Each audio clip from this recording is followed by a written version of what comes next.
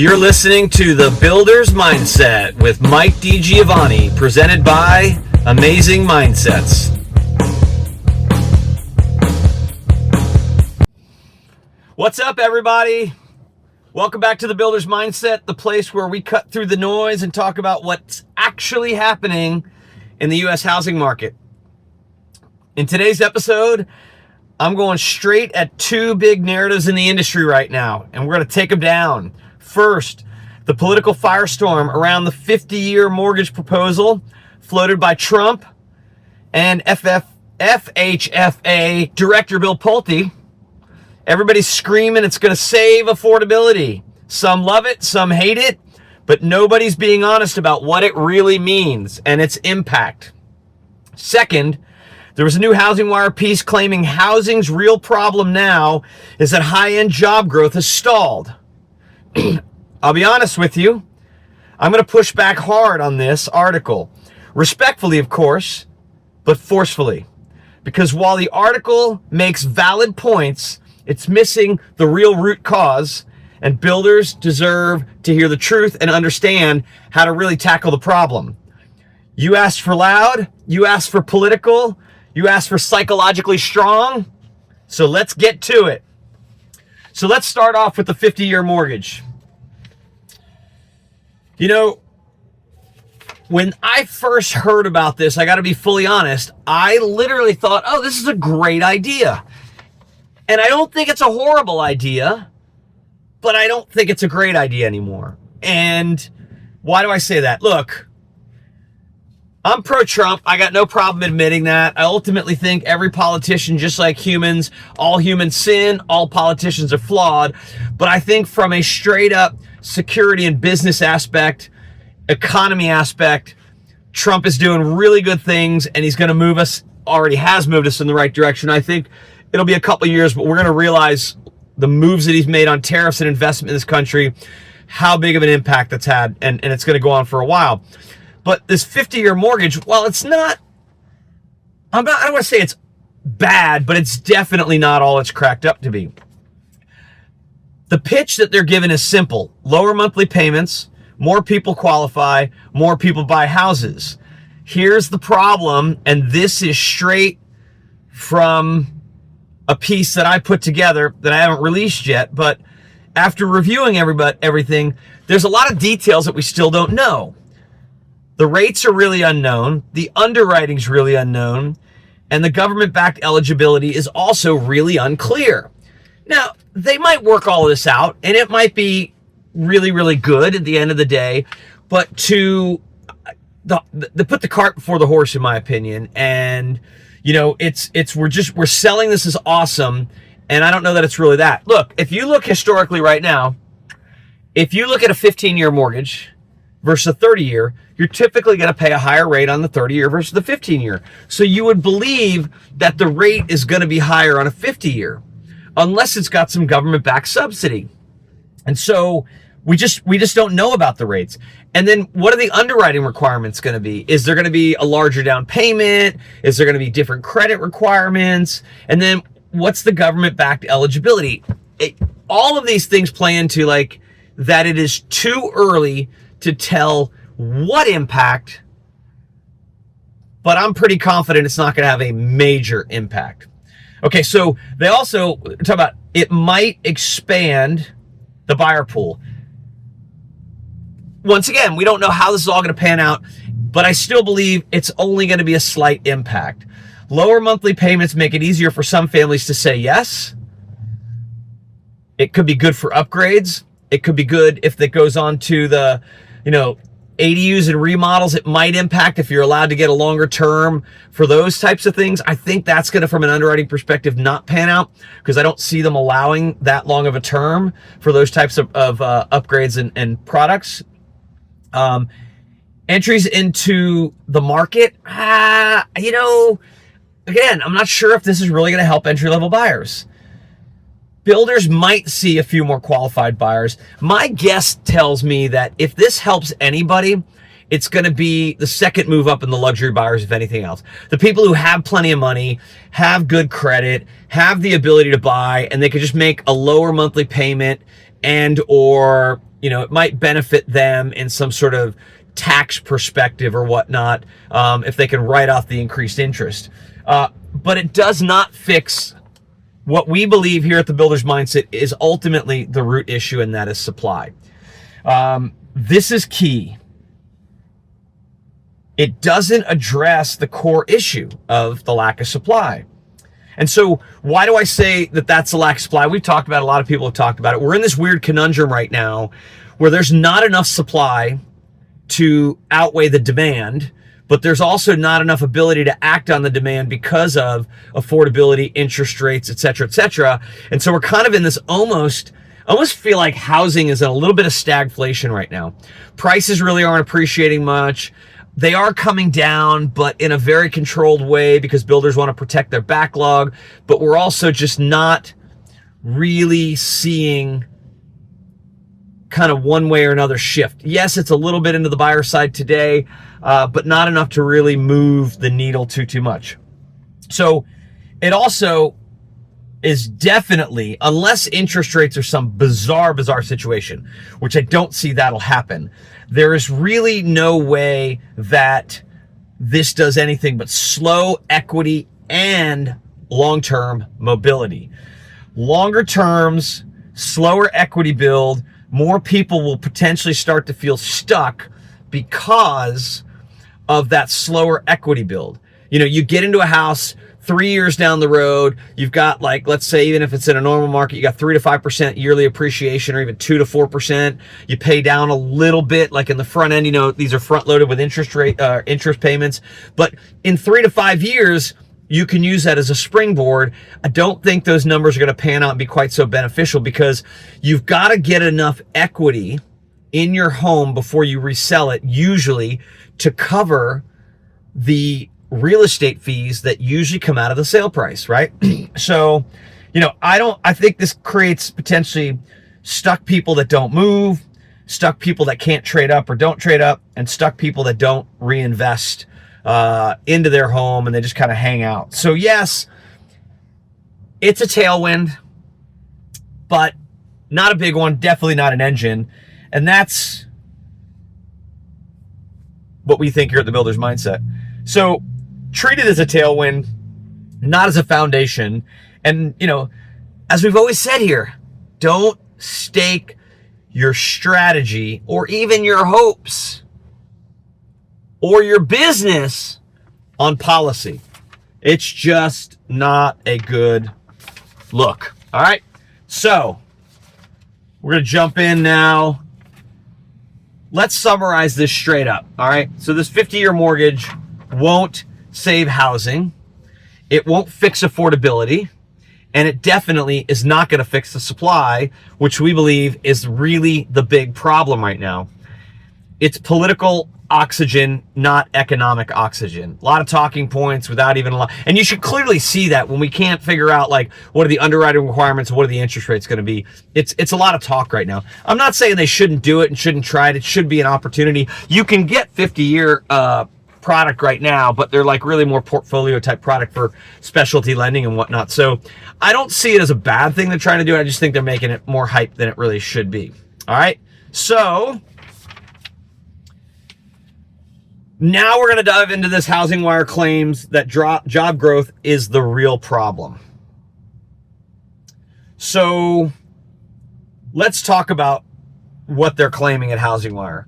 Their thesis is that flat job growth on the high end in information, IT technology, financial activities, and professional and business services is the real reason housing is slowing. I have an issue with that. The highest earning job categories, the ones that typically buy new construction, have flatlined. That's what they're saying. Other sectors,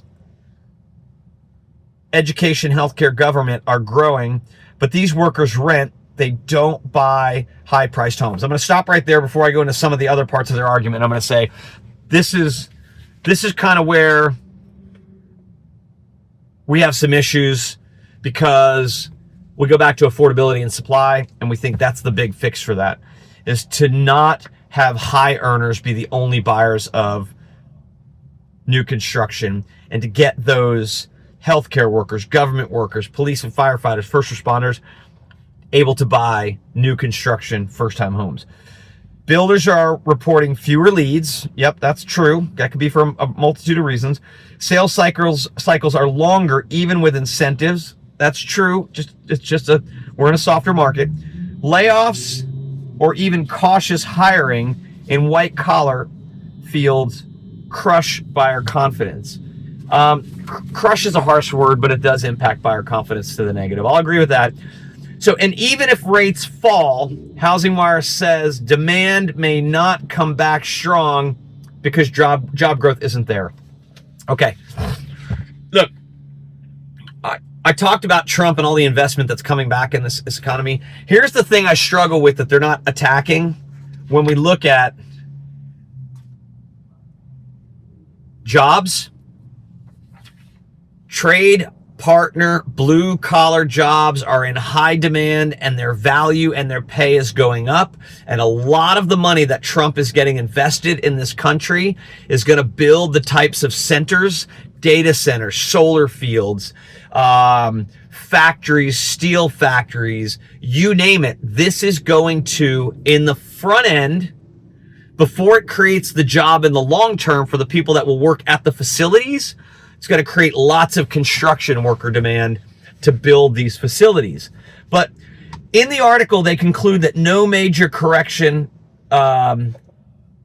because supply is tight, but also no strong recovery without white-collar job acceleration. That's the part I really take some serious issue with. I don't think that's necessary, but I do believe at the end of the day, for the economy overall, we believe that, yes, unemployment in general, full-time employment, is one of the major factors, leading indicators to a strong economy. And a strong economy does help housing, particularly new housing, okay? So, but I think to imply that these higher-end white-collar job stressors is going to create an issue. Look, everybody was worried about NVIDIA's earnings report, and I got to dig a little bit into it, but the headline that I saw said it was actually relatively positive when everybody's preparing up for negativity. Look, corporations going to do what corporations going to do to make profit. Builders are already laying off people because of the softening housing market, and we totally disagree with that. I've been saying for 20 years, I think large public builders, of which there's 18. There's so many mergers and buyouts, it's hard to keep track these days. But they are very reactionary. We've been very critical, I think, the way they look at closings and not at the front end. They don't typically look to, as we talked about, you should be bidding out a job 9 months before you start models. And they're not doing that in terms of how they look at their staffing. They staff based on closing numbers, not based on when they need to gear up the infrastructure for homes. So they're short-sighted in that aspect of things. So big corporations are going to do what they're going to do. They're going to lay people off to work their profit numbers. It's kind of crappy. We get that. But that is not the end-all, be-all when it comes to the housing market. So look, they had some cool, valid points, but now it's time to push back, dare I say, and I feel like I've already been pushing back, but this is where I think the argument misses the mark. And I'm going to get loud here because this matters, people. It really, really matters. The article is right about one thing. High-wage job growth matters. It drives demand for new construction and high-end homes. No argument there.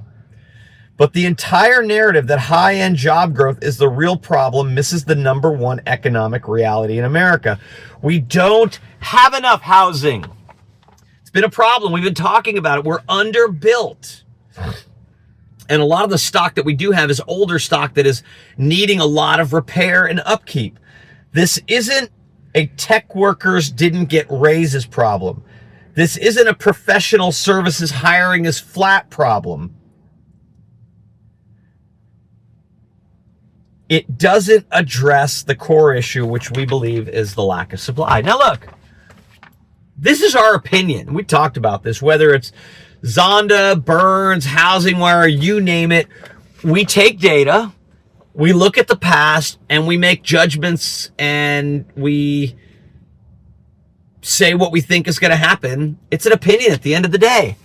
And I've been wrong. You know, I had to admit, I forget what it was, but I was wrong on something already this year that I had to admit that I was wrong on. It happens, you know, but the numbers show we do have a supply problem. I totally believe that. And they acknowledge it too, indirectly, by saying they don't see major correction because supply is still constrained. So this is where we get back to that whole headlines being misleading thing. I think the headline implies that the high-end jobs is the problem and gonna crush the market and or save the market, but then they do say that supply is constrained, and that's gonna still be a tailwind to the market recovery. So that's what we're saying exactly. We think that's bigger. That's the bigger problem. If supply is constrained, then the bottleneck is supply, not stalled job growth. Let me be even clearer. We have a policy problem in this country, not a job growth problem. And that policy problem sometimes impacts job growth. And it almost always impacts housing affordability, housing costs, and time to get housing to market with all the red tape you got to get through. Jobs affect volume, absolutely, but volume is meaningless when the pipeline is structurally broken. This is where the political commentary comes in. Local governments block construction. NIMBYism groups fight density. Environmental reviews take years in some places. Zoning hasn't been updated for decades. Fees push entry-level builders out of the game, which, go back to what we said, is we want to make it not so dependent on the second move-up buyers and up. We want first-time and first move-up buyers, but fees are pounding that effort, and the approval process is a bureaucratic nightmare. HousingWire is diagnosing the symptom, in our opinion. Soft demand at the top, but ignoring the disease, a decade of underbuilding and political headwinds that are just crushing. That's why, even with stalled job growth, prices still haven't crashed. Yes, there's been pressure. Inventory is still historically low. Builders are still controlling the market ultimately. They learned from they learned from the GFC. And even weak demand still can't catch up to weak supply. Flat job growth didn't create that dynamic. All right, so let's bring this together. Here's the full picture, the one that nobody in politics, the media, or industry analysts want to say out loud. We don't build enough homes. Both attachments, everything points to this. The 50-year mortgage won't fix this. It might help a few buyers qualify, but it won't solve the supply constraints. High-end job growth being flat does hurt demand in some areas, but not nearly as much as structural underbuilding.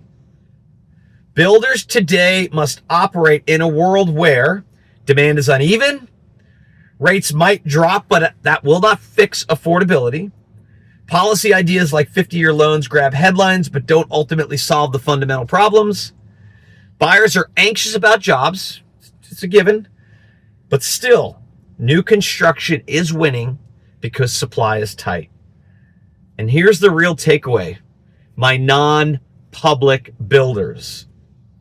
Your advantage is not waiting for some policy wonk to create some magic pot of gold, end of the rainbow policy that's going to solve all your problems.